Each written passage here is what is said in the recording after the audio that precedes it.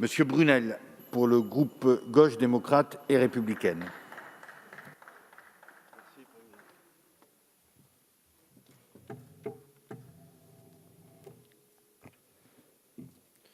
Monsieur le Président, Monsieur le Ministre, Madame la Présidente, Monsieur le rapporteur général, chers collègues. Le budget de la sécurité sociale pour le 2021 aurait pu être l'occasion d'un virage politique majeur dans un contexte de crise sanitaire sans précédent. C'était l'occasion de rompre avec les politiques néolibérales et austéritaires des 30 dernières années qui ont abîmé l'hôpital public et le personnel soignant. C'était l'occasion d'afficher une grande ambition pour le service public hospitalier.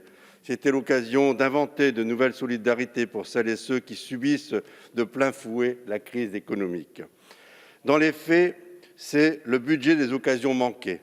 Rattrapé par les circonstances et incapable d'anticiper la deuxième vague, le gouvernement se contente de parer au plus pressé pour limiter les dégâts sanitaires et sociaux de la pandémie de Covid-19. Preuve de cette improvisation, les prévisions budgétaires ont été retouchées à 3 reprises lors de la discussion de ce texte au sein de 2 chambres du Parlement. Entre vos annonces et la réalité, vécue sur le terrain par le personnel soignant, le décalage n'aura jamais été aussi grand.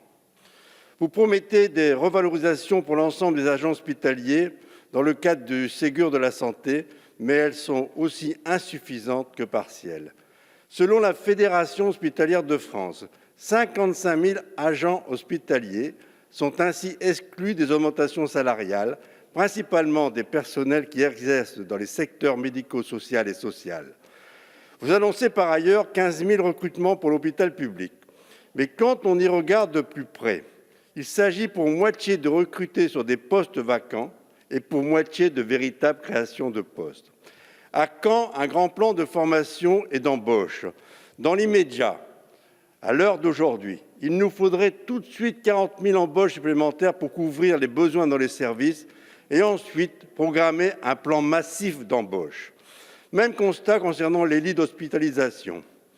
Vous promettez la création de 4 000 lits à la demande, mais vous en avez fermé 7 600 depuis le début de votre quinquennat et l'hôpital a perdu 100 000 lits en 30 ans. Mais le pire, c'est que les suppressions de lits d'hospitalisation continuent dans les hôpitaux pendant la crise sanitaire, comme le révèle une enquête du journal Bastamag. 200 lits supprimés à Caen, 80 lits en moins à l'hôpital psychiatrique de Rouvray, 75 lits supprimés à l'hôpital du Vinatier à Lyon. Désormais, les soignants craignent que les fermetures de services décidées pour libérer du temps et des lits pour faire face à l'épidémie soient définitives. C'est ça la réalité du terrain, Monsieur le Ministre.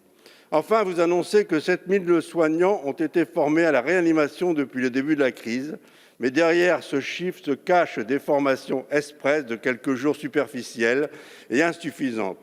Selon les professionnels, les techniques de réanimation exigent au minimum 2 à 3 mois de formation pour être opérationnelles et 1 an pour être complètement autonomes.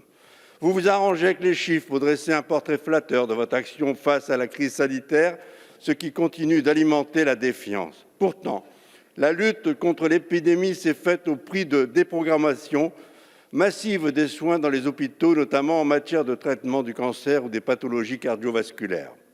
Ce budget ne prépare pas l'avenir. La crise sanitaire produira des effets dans la durée. Les reports de soins vont s'aggraver, la santé de tous nos citoyens. L'impact psychologique des 2 confinements sur la population met déjà sous tension les services du suivi psychologique et psychiatrique. Il conviendrait dès aujourd'hui de prévoir les moyens en cas de 3e vague et de planifier les besoins dans chaque territoire en matière de formation et de personnel. La crise économique fait exploser la pauvreté et les demandes de RSA, ainsi que de l'aide alimentaire. La politique du médicament souffre d'une absence de stratégie publique alors que les pénuries se multiplient. L'enjeu de la perte d'autonomie est sous-estimé avec la mise en place d'une branche autonomie mal financée qui ressemble de plus en plus à une mesure d'affichage. La sécurité sociale ne pourra pas faire face à tous ces enjeux quand dispose des ressources financières nécessaires. Or, vous continuez d'assécher ces recettes par la pérennisation de multiples exonérations de cotisations Et vous faites porter le fardeau de la dette Covid à la Cades sans engager de réflexion pour élargir le financement de la protection sociale.